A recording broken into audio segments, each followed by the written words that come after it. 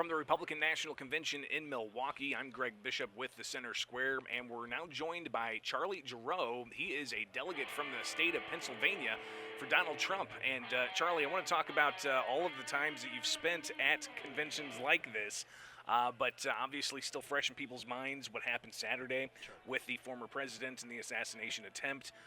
He survived. A rally attendee did not. Reflect on that.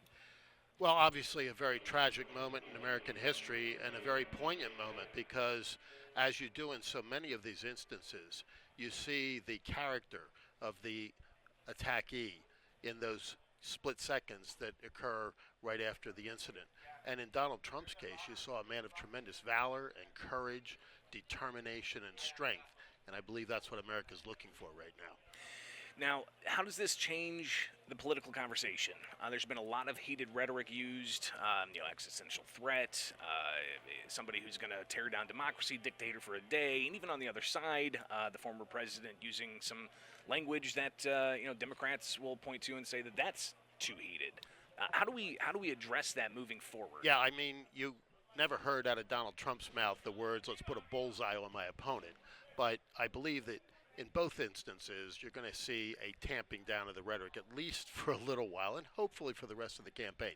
You know, you talked about me being an old guy. I remember that Richard Nixon and Barry Goldwater were fixing to do a national campaign, or rather John Kennedy. I said Richard Nixon. John Kennedy and Barry Goldwater were fixing to do a national tour together, running for president, just to address the issues that faced the country. It would be great if we could get back to that. So here at the convention, we had a big night last night with the president coming out, showing the bandaged ear, array of speakers. I want to touch on the Teamsters Union speaking last night. What does that signal for the Republicans moving into November? Is it a big tent? Is it getting bigger? I think the presence of Sean O'Brien was huge. I really do. And it says a lot of different things. It says something very important about Donald Trump. He invited him. It says something about the Teamsters Union president. He accepted the invitation. First time in the history of the Republican National Convention that that's happened. And it does reflect the fact that you've got a much bigger tent in the Republican Party than you've ever had before, and it is growing. It's a much more populist party. You know, we grew up being told that, the Democrats are the party, the working people, and the Republicans are the silk-stocking rich elites. Well, it's really flipped on its head, particularly in my state, where you see working Democrats who have been that all their life, now not only voting Republican, but registering Republican and big supporters of Donald Trump.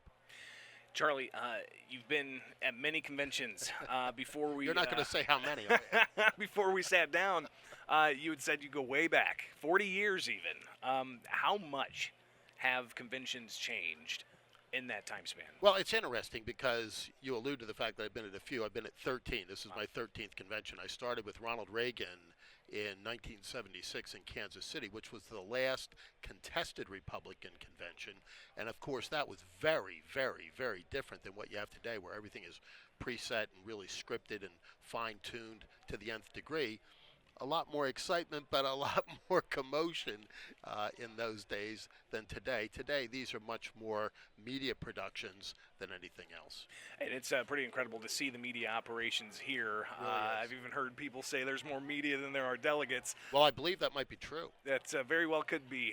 Charlie, here finally talk about Pennsylvania, the politics of the state, what it means with Trump at the top of the ticket. Does that help down ballot?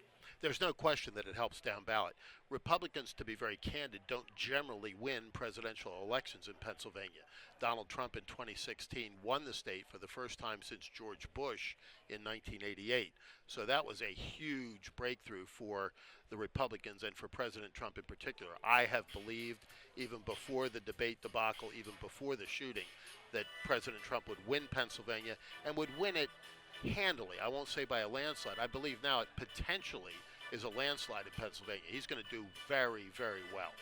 Charlie Gerow, thank you so much for taking time with us here from the Republican National Convention in Milwaukee. Great to be with you. Thank you for the opportunity. And this is the Center Square. I'm Greg Bishop at the RNC in Milwaukee.